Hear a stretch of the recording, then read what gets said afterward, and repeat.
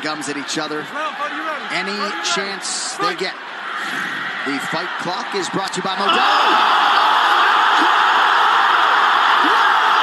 One of the greatest knockouts you'll ever see.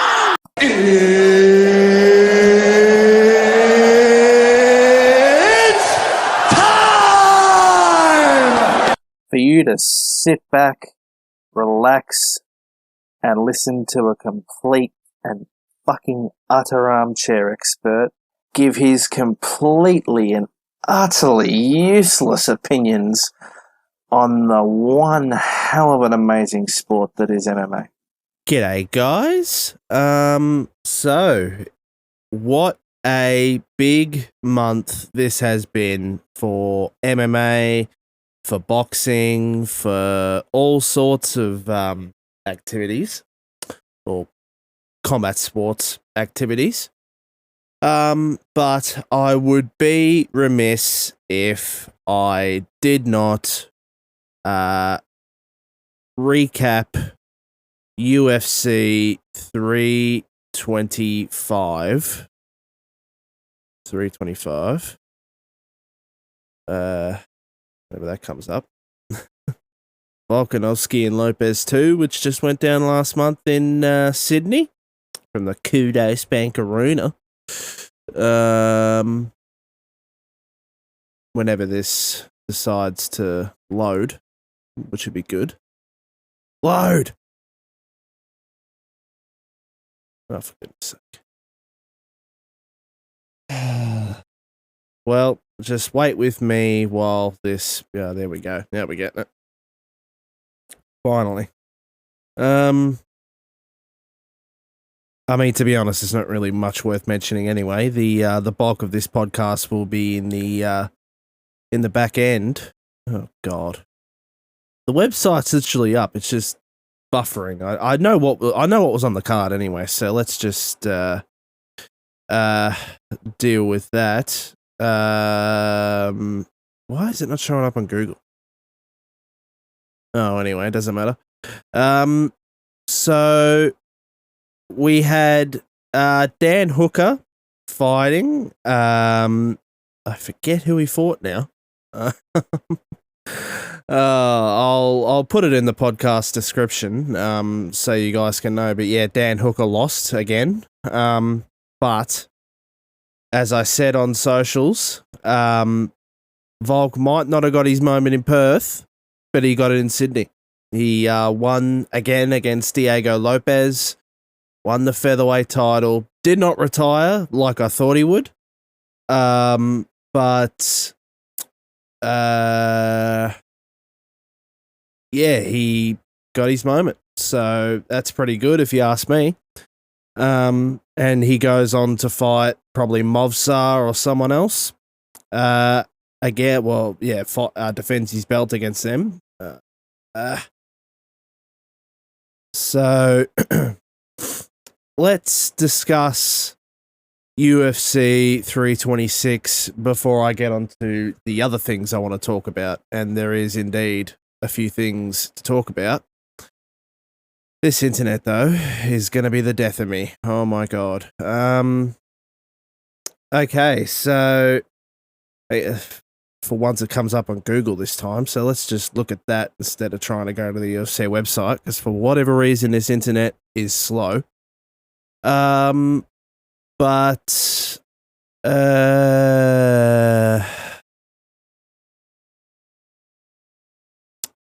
oh Jesus. Could I please see some more fights? Please. I need to see some more fights.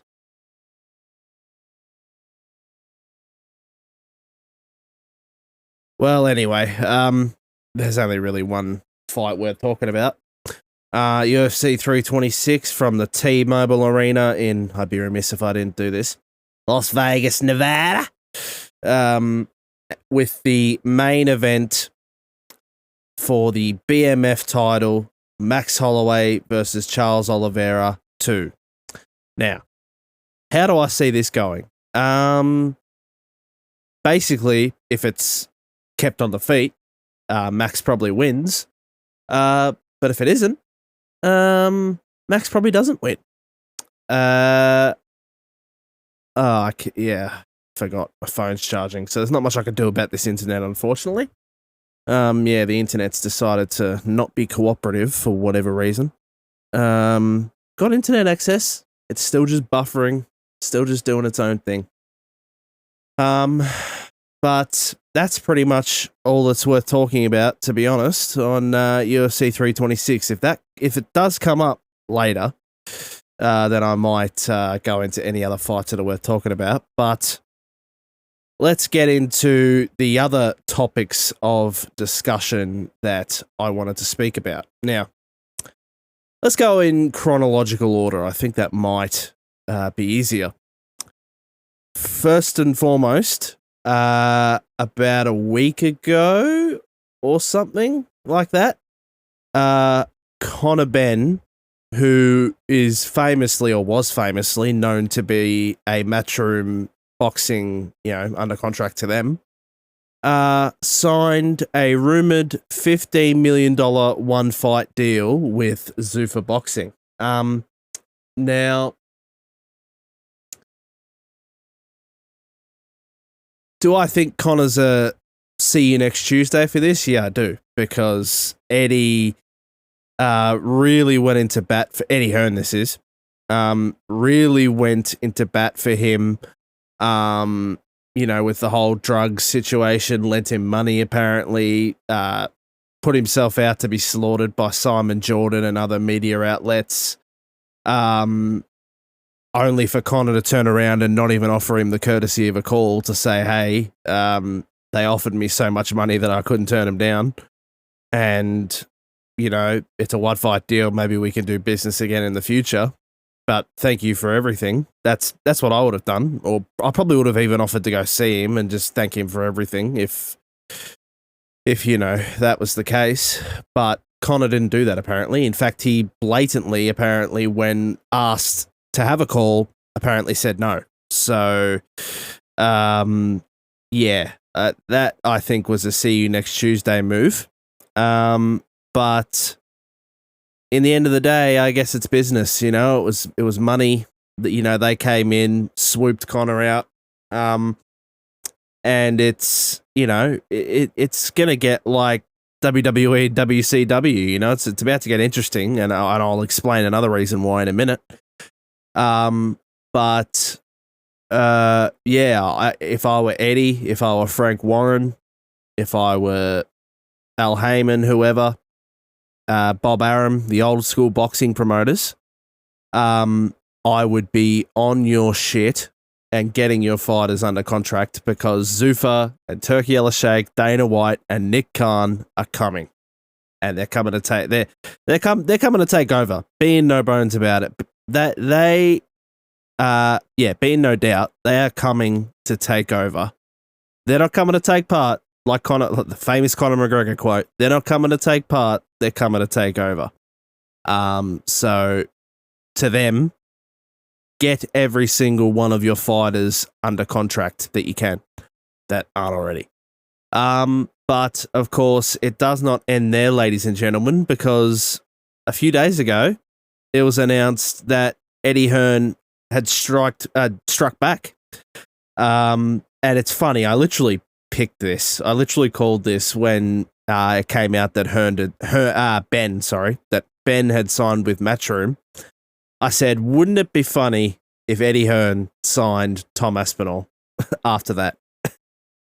And that's literally what happened. Tom Aspinall has signed a management deal with Eddie Hearn. So Eddie Hearn will now be handling all his business dealings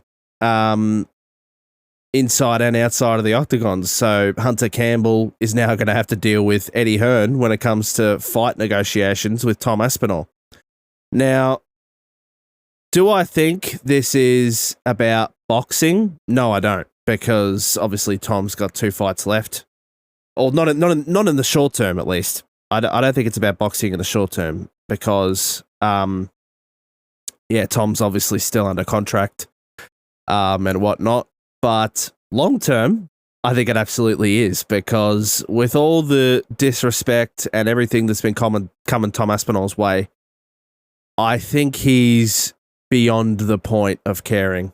And I think this is just a way to ensure that his business gets done smoothly from now on, and I couldn't blame him. But I don't think he's going to be re-signing. I think what his dad said will eventually come true. He'll probably do these 2 fights and then go to boxing and make all the money. And to be honest, I can't blame him. And what better way to ensure that than signing with one of the biggest boxing promoters, who also just so happens to be from the UK, and probably would sympathise with him, like Hearn sympathised with Conor Benn and Anthony Joshua, which is another big thing that happened, which I didn't get into, the accident in Nigeria, and he's now injured after the Jake Paul fight. But yeah, Hearn even said that Anthony Joshua would never do this. He's another breed of class and loyalty. Would never do what Conor Benn did, that is. But yeah, that was a very big bit of news right there. They broke the internet, as Eddie Hearn said. I thought for a second before reading it that they probably had signed him and taken him away from the UFC and the UFC had released him, but that wasn't quite the case. But to just end the podcast off, we'll get into the third bit of news.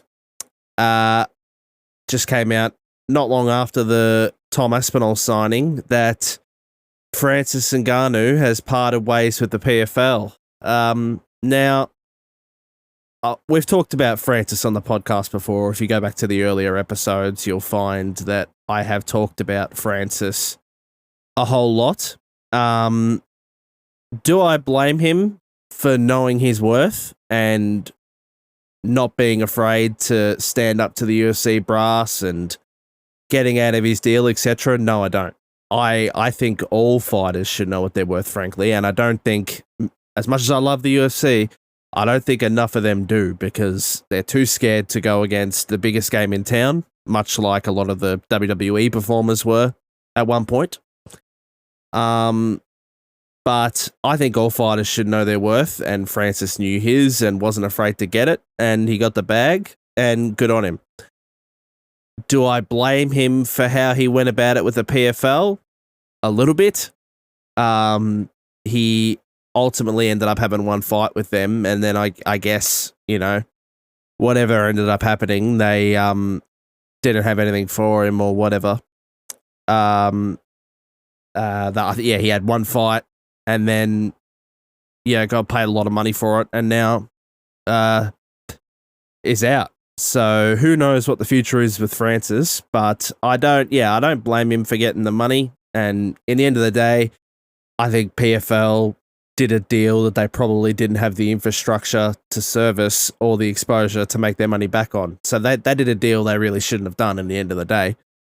And Don Davis and Jake Paul leaving, I think probably should have told us a lot about I think there's something a lot bigger than just Francis going on with the PFL. But we'll wait and see what happens there. But anyway, guys, that's probably going to be the end of the podcast. Been a very big month or so in the world of combat sports, and I knew that at first opportunity I had to talk about it. But I hope you guys enjoy UFC 326 as always, wherever you're watching it from. I'll be at the pub as always. And till next time, as always, catches.